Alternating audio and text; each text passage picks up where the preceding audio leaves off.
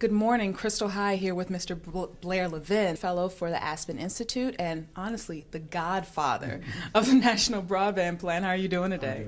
I'm doing just fine. Happy to be here. Thank you. So I wanted to speak with you briefly about the National Broadband Plan. You know, since its inception to now, what progress has been made? What else needs to be done? The Broadband Plan was a project that was part of the Economic Recovery Act. Congress asked the FCC to develop a plan to talk about both how do we get networks everywhere, how people on the networks, and very importantly, how do we use broadband better. I think the plan, the team that did the plan did a terrific job in very short timetable of developing about 200 recommendations. I would say that progress is being made. Not fast enough from my point of view, not deep enough from my point of view, but progress is being made. What I was talking about here today, though, is the fact that as a country, we really need to understand how the change is. There's a wonderful quote from a great business visionary, Peter Drucker, that the problem in times of turbulence is not the turbulence, it is to act with yesterday's logic. And what we discovered in the broadband plan is as we look at our country's policies, how we actually spend money, how we actually delivered services, we are continuing to act with yesterday's logic. The logic of, for example, the voice phone world, and in terms of how we distribute universal service. This is enormously problematic, and it's going to, that mindset will lead to stagnation on our economy and to a society that is less just and less fair.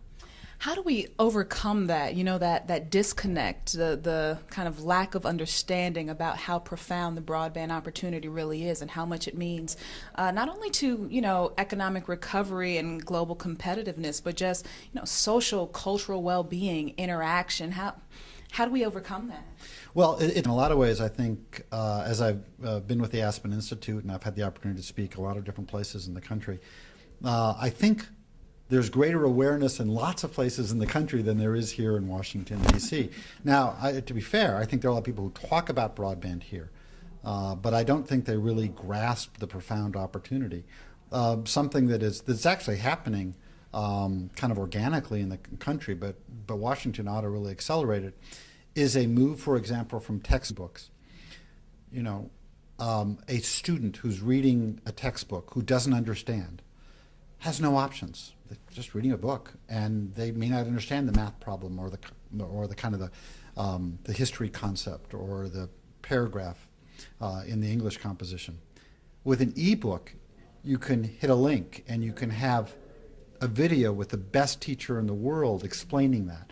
You can go to a Facebook group that's talking about it. You can go to a tutor as we transition, as textbook companies transition to really be educational content companies. There are schools that understand this and are moving toward it. But we as a country, we still have policies that lock in those textbooks. Our emergency broadcast network, you know, people who are watching this are watching it over the broadband network, not the broadcast network. Mm-hmm. And yet we deliver emergency alerts over the broadcast network, which is not located, and which people aren't connected to 24/7, whereas now over 300 million Americans, because of mobile devices, are connected 24/7 to that device. Much better way of doing emergency alerts. So the logic, you know, I think people generally understand it. The question is, will we have the leadership really grasp the opportunity and present not just words, but real concrete actions? And we had about 200 of them in the broadband plan that we would thought would be useful. I'm not saying we were perfect, but I'm not saying we were perfect. But the point is, we really need to act as a country. The time for action is now. So, you know, from a policy point of view, then, it seems that, you know, there needs to be a greater focus on kind of practical application, yes. You know, and so I wonder then, how does that wax between, you know, this focus, especially inside the Beltway, on, you know, well, let's create new regulatory structures. Let's talk about, you know, the minutia. Let's focus on every nitpicky aspect of and rollout possible. Okay, and we'll leave the practicalities for later. How do you balance those interests? Well, the first thing is, I think that we are in a fundamentally different economy. It's a knowledge-based economy. Most of the work that we do is knowledge work. And I think it's incumbent on every government agency to ask really two important questions. The first question is, to the extent that they are delivering services to the public, how can they use that broadband platform to improve the way we do things? For example, job training. Most job training in the United States now is done online. Private job training is all being done online. Job searching is really being done online. And yet the way we deliver as a country job training for the most hardcore unemployed is generally in physical facilities. Right. That doesn't make any sense. Right. We need to change that. And I could cite many different examples. But the second thing is, how do regulations, what is the change that we need? Now, in the era of telephone service, it made sense to focus the universal service primarily on the network. That's what we did. And that made sense. It doesn't make sense now because it's really about use. It's really about applications. We do need to do more to get networks in places that don't have them. But that's a relatively small part of the country. The bigger problem by far is adoption. So, on this adoption point, one of the things that I think has been talked about some at the MMTC forum, and it's kind of been a steady through line in their advocacy is, how do you get people online? How do you get the word out? How do you maximize the importance of broadband?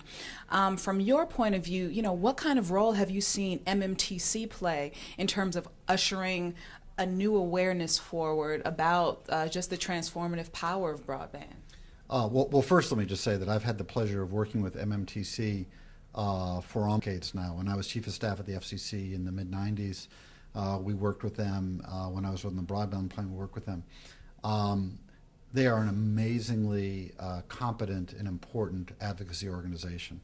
They're very good at raising issues at the commission, at analyzing those issues, at bringing them to our attention. I'm not saying I always agreed. I'm not saying we did whatever they wanted. We didn't. Sometimes I wish we did and we didn't. Sometimes we did and we shouldn't have. I don't know. But the point is, it's a really important voice. It is that advocacy voice, and that's our core competency, and that's really important.